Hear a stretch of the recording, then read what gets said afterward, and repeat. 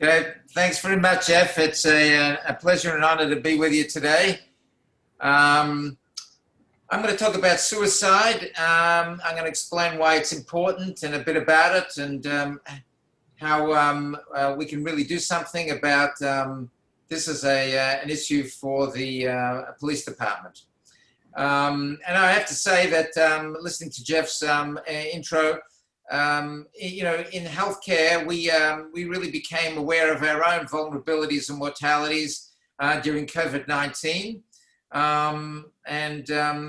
Not only we didn't have enough supplies of oxygen and all kinds of things to treat people as they flooded our hospitals during the end of March and April, May. But we didn't have enough PPE to look after ourselves either.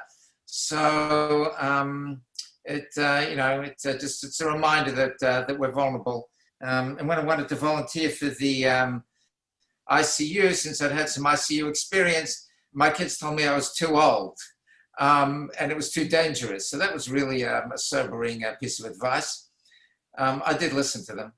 Anyway, the way to think about suicidal ideation and suicide is to think about the common cold. When you have some cold symptoms and a fever, that's the kind of equivalent question medically and health-wise as when you have experienced suicidal ideation, or someone in your family or one of your buddies on the force experiences suicidal ideation. Cold symptoms and a fever could mean a mild cold, or that could mean COVID-19 pneumonia. Very often it's very hard for the average person to tell the difference, or you as their friend or family member to tell the difference for them, and so on. So you get some advice, some professional help. And it's the same with suicidal ideation. It might mean a depression, which needs some outpatient treatment. You make an appointment, you show up in 10 days time for the appointment or whatever it is, or it could be a suicide crisis where the person needs to be hospitalized that day and escorted to the hospital to make sure that they don't get lost. And there a good doctor hopefully will determine, is this a person that really needs to be admitted to the inpatient unit, or is this somebody who could be referred for outpatient care? But again, it's the same exact scenario. And today is about how we can help ourselves, our colleagues, when feeling suicidal or down. Now, the suicide rate in police officers when compared to the general population. Now, there's a lot of discussion about this, but a lot of studies have looked at this, and the consensus is it's pretty much the same as the general population. This is true for the NYPD, where my friend and colleague, Peter Marzak, found that the NYPD suicide rate is about the same as the New York City general population. But that is not the important thing. The important thing is that when you ask the question differently, what is the main cause of death in police officers? The answer is more police officers die by suicide than die in the line of duty. So suicide is an extremely important cause of death in the police department. Now, the fact that it is comparable to the suicide rate in the civilian population is significant, because in the United States, the suicide rate from the year 2000 to 2018 has risen 36.7%. That is a huge increase, which means that the suicide rate has risen in the NYPD by a comparable amount, because it just reflects what's going on in the general population. Another way of thinking about this is that suicide is the second leading cause of death in the US in the age group 10 to 34 years. And I think it's the fourth leading cause of death in the next from 34 to 39. So it's a very important cause of death in the police force. Now, suicide and suicidal behavior, suicide attempts, do not come out of nowhere.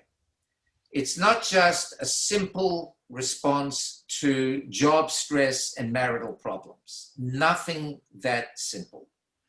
Over 90% of suicide decedents in Western countries have a psychiatric illness at the time of death.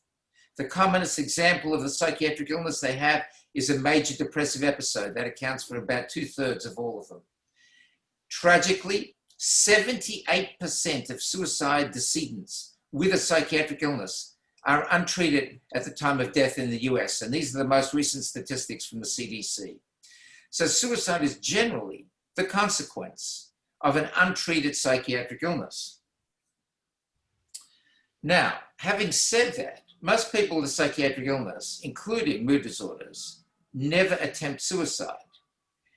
The at-risk group have this illness, but they also have something else. They have a vulnerability, a pre-existing vulnerability, or the technical term is diathesis. So when they have the diathesis by itself, that's okay. But when they get this psychiatric illness and it's untreated, then they suddenly jump into a very significantly higher risk group. So this picture gives you the model that we at Columbia have produced that describe how suicidal behavior works. So on the left side, you see here that there are the stressors. And most people only think about this, the external stressor, the newspapers, reports about a military suicide, first responder suicide, including police suicide, focuses on this, the external stressor, because that's the thing that people see. You know, oh yes, the individual had marital problems, they had job problems, the job was stressful, this, that, blah, blah, blah. First of all, you know right away that police officers are more resilient than the general public because they have a job that is way more stressful than the general public, and yet their suicide rates are not higher. So right there, you know that they're doing a better job and they're more capable of handling, that means you are more capable of handling stress than the average person in the street.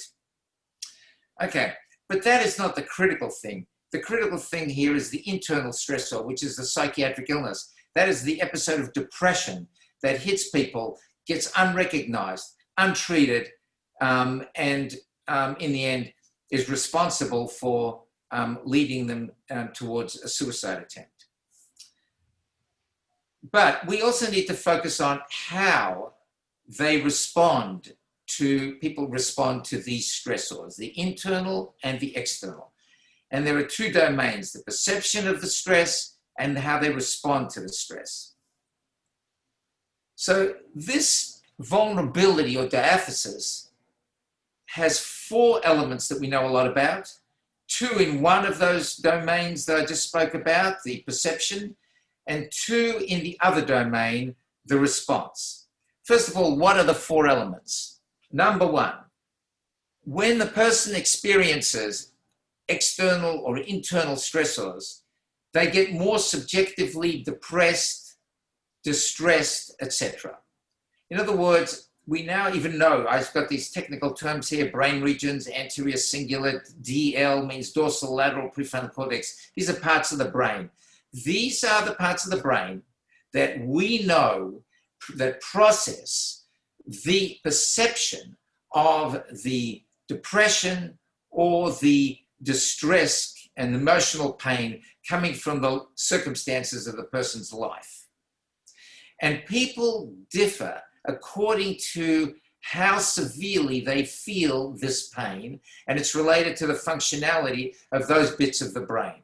So the person at risk for suicide actually has their brain wired so that when they suffer a depression or a marital breakup or a job disciplinary action or get fired or some kind of, or have financial problems, the distress that they experience varies a lot from person to person, but the suicide risk group, it's more severe. Second, I'm going to change the order of this. In the perception, is the perception by of social signals in the environment. This is very important. Number 4, people who are at risk for suicidal behavior, their brains are wired so that when they see a happy, empathic, approving face or a facial expression, the signal that you can measure in their brain is smaller in the at-risk group. So they experience the world, because they read these social signals, the world as less empathic and supportive. Conversely, when they are shown a face that looks disapproving, angry, irritated, they get a bigger signal in their brain. And they experience, and that means that they're experiencing the negative social signals in their environment more severely. So this results in, and you can see lateral PFC, lateral prefrontal cortex. We know exactly which part of the brain evaluates these kinds of social signals. The result of this explains 2 critical things that you see in the people who make suicide attempts or die by suicide and the ones who do not. The ones who die or make suicide attempts have more distorted social perceptions along those lines. So 2 things happen. 1, when they are faced with disciplinary statements by their boss, their professor, their teacher, their parent, their spouse, they are more sensitive to those negative inputs. It's also true that when they're subjected to bullying or social bullying or in-person bullying, they're more sensitive to those effects of bullying. So you hear about suicides in the context of a teacher disciplining a student, or a professor telling a graduate student off, or a boss criticizing some perfectionist individual about their job performance, that they then go out and kill themselves. Well, they're doing that because those words had a much bigger impact on them than it would on other people. The other characteristic of people at risk for suicide is that they don't go for help very readily. Even when they're diagnosed as needing help and appointments are made, they're less likely to keep the appointment, they're less likely to follow through with an appointment, they're less likely to stick with treatment, and so on and so forth. But the big thing is they don't even reach out for help. And the reason they don't do that is they perceive the world as less helpful. You know, you as their buddy, their supervisor, their family member, their partner may give them advice because it's obvious that they need help. And you can't understand, why aren't they going for help? Because unlike you, they see the world differently. They don't see people as helpful as you do. So they're not good at help seeking. And then how do they respond to these stressors and their perception of the stressors? Well, they're not as good at decision making. They tend to act on emotions rather than think more carefully about the consequences. Top-down control in the neural circuitry of decision making has been shown to be altered and different in the people at risk for suicide and suicidal behavior.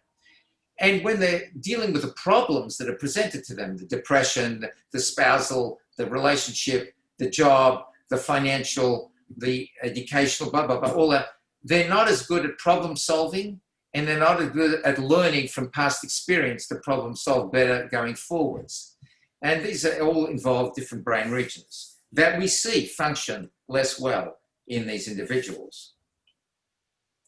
Now, where do they get this altered circuitry and this vulnerability, set of vulnerabilities in diathesis? 2 places. 1, genetics. About 50% of this is heritable.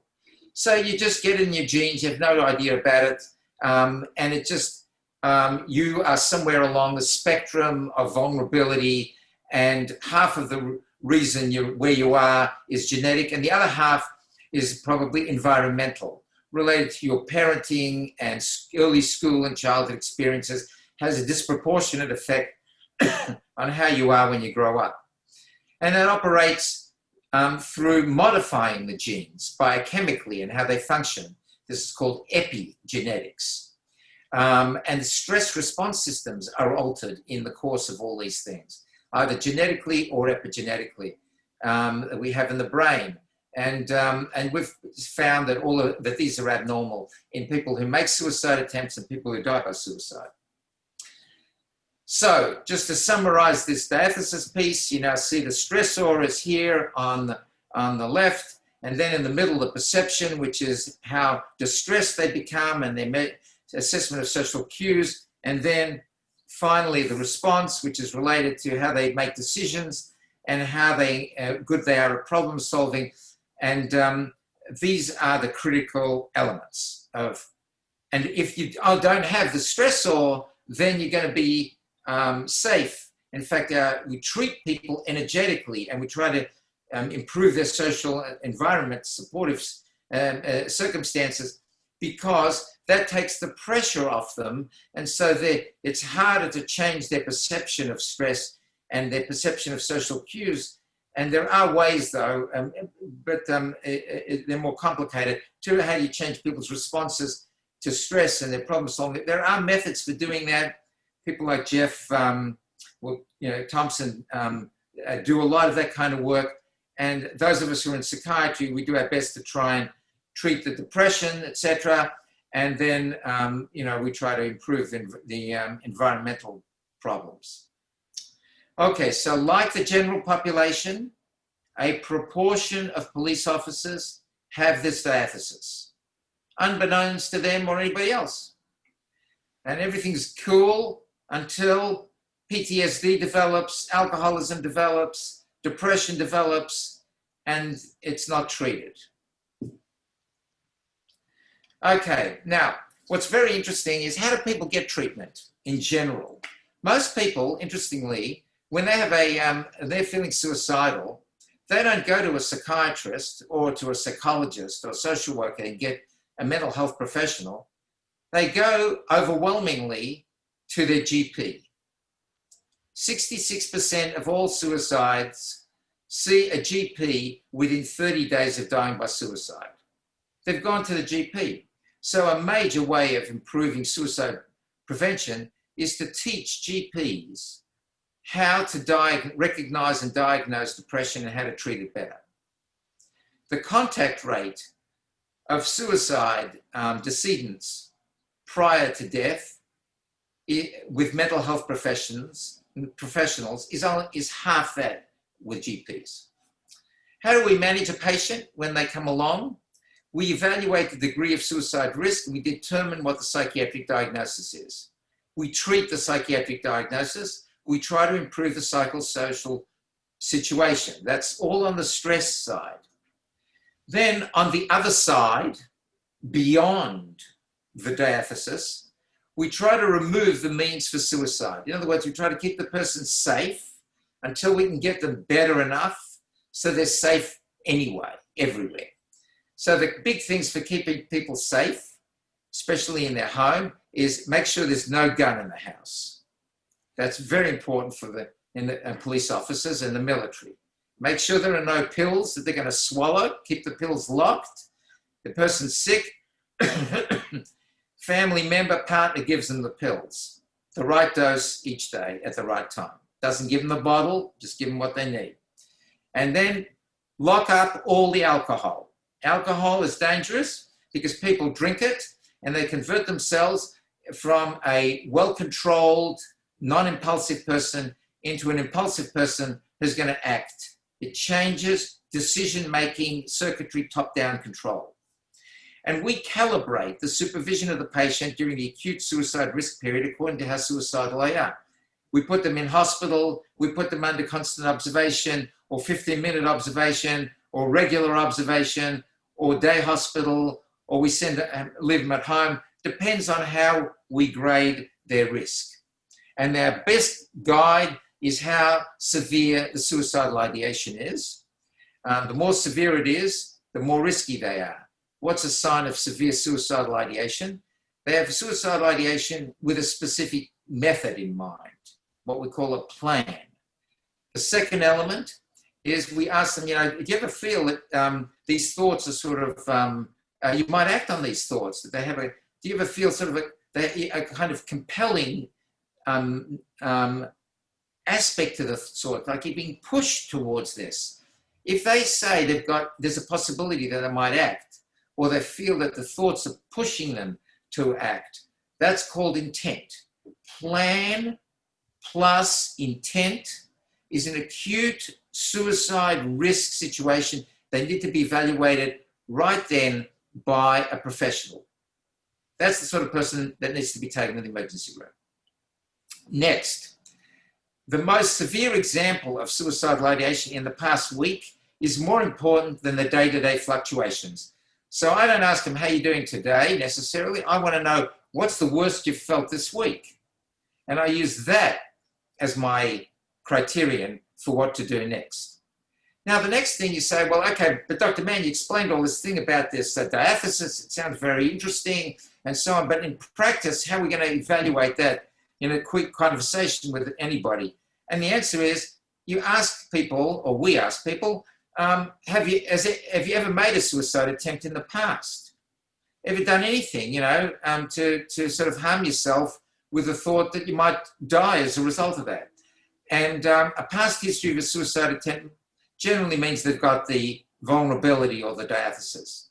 But if they say no, then ask about their family, first, second degree relatives. Anybody in the family ever died by suicide or attempted suicide?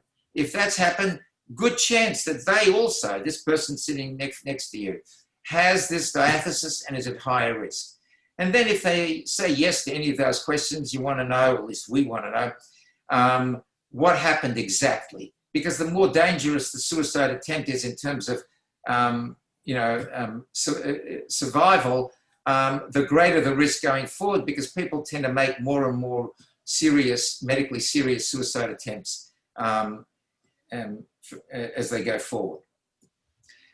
Now, what about police suicide decedents? Police who die by suicide, do they look different from the general population, or do all these principles apply?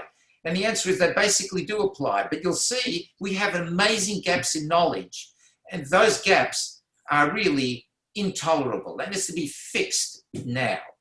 So, for example, we know almost nothing about police officers who die by suicide and what their rate of current psychiatric disorders is or was.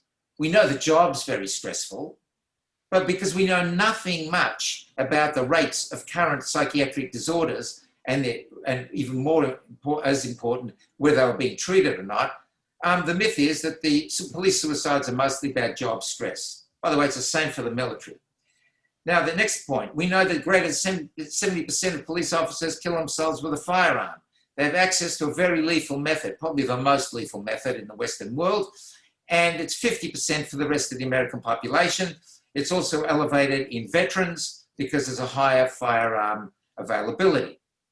Next, alcohol misuse and marital problems abound. That's what every report on police suicide says, but that's only because we don't ask the right questions. And so that produces that myth. Mental health doesn't matter. Next, treatment rates are probably low in police suicide decedents. That's a fact. And so we need to fix that.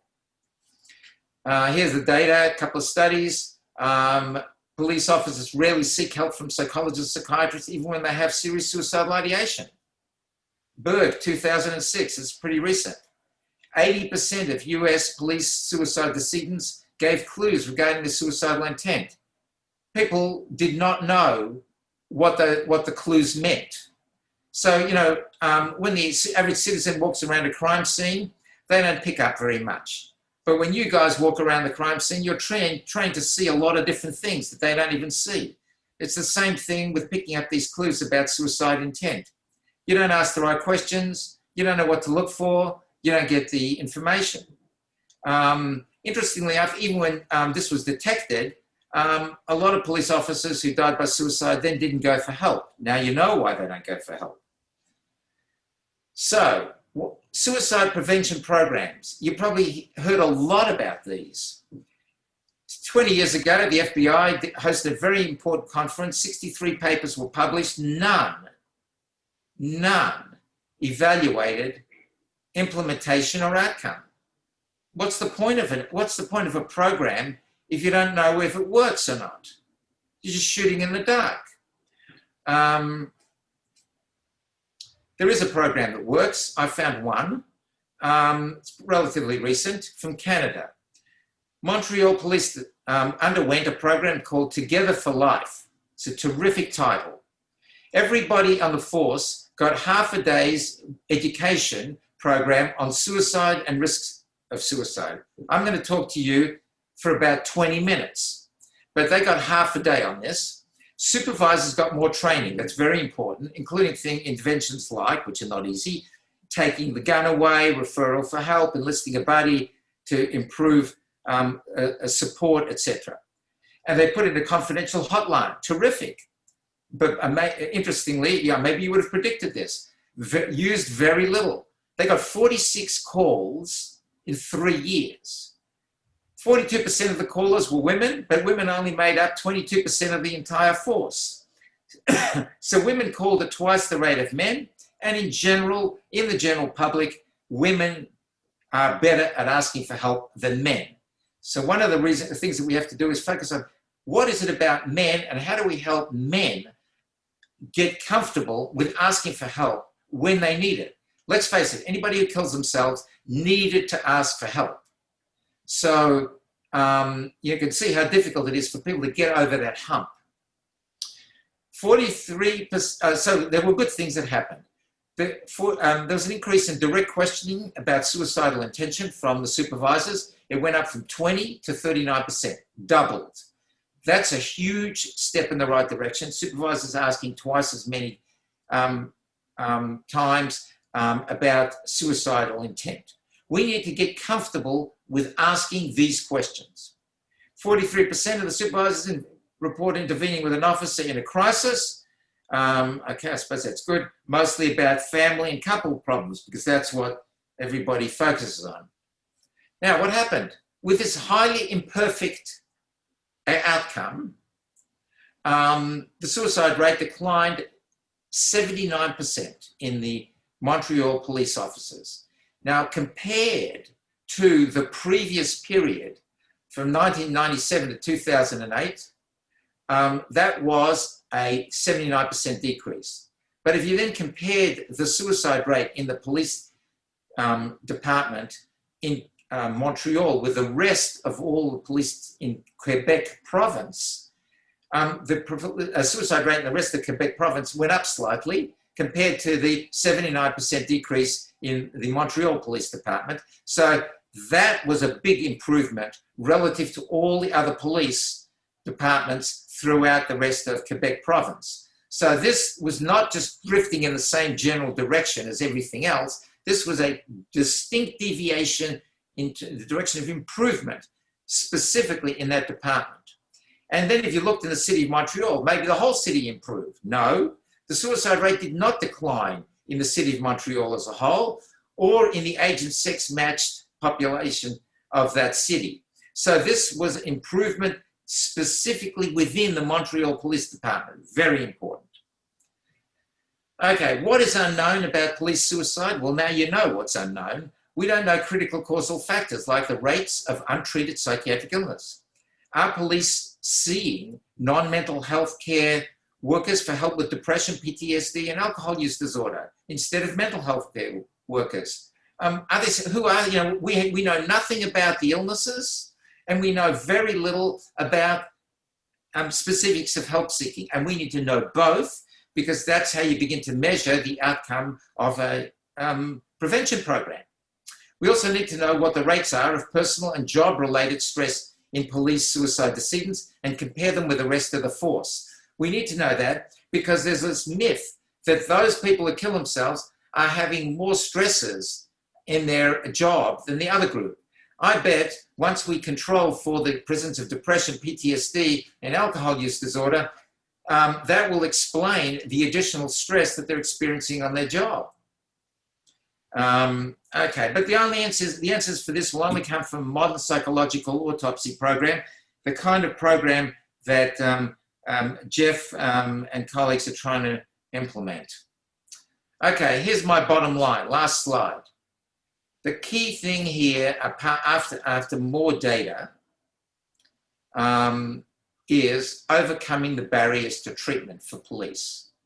We need better education in the force about mental health and suicide, but we also need confidentiality to encourage help seeking.